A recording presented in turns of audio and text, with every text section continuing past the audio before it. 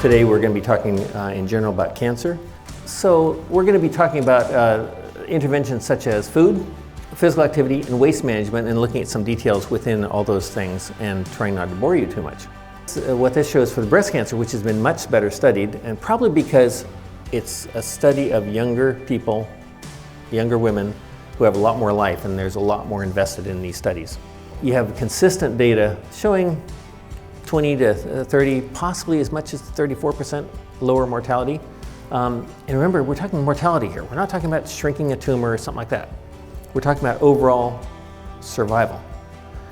This data compares extremely favorably with what we see with chemotherapy and radiation. So it shouldn't be diminished because so much of what we do, for example, in chemotherapy, provides improved disease-free survival or shrinking tumors, something like that. Much of it does not improve overall survival. So what we're seeing with lifestyle is it improves, and this is just diet. We haven't even talked about exercise. What we see with diet is it improves overall survival. And that's a key finding if you're ever comparing anything to anything is, am I going to be alive? Something else I think is underrated is the importance of avoiding commercially processed foods. We now have multiple studies over the last 15 years that consistently show that commercially processed foods, what's in their literature is called ultra-processed, it involves most foods manufactured outside the home, including breads, protein powders, protein bars, all these things that are made to look like they're really good, but it appears that the temperatures and pressures that are involved in making a food shelf stable.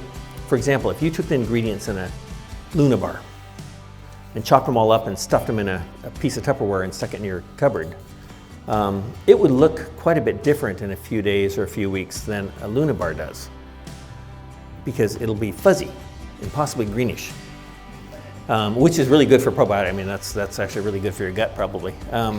That's what Dr. Bray was talking about.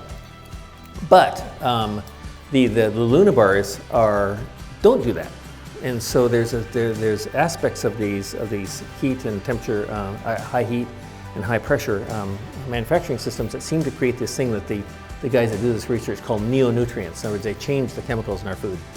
But exactly what the mechanism is perhaps less important than the very consistent finding that these foods, which are almost 2/3 of the American diet, are associated with a broad range of adverse health outcomes, including cancer.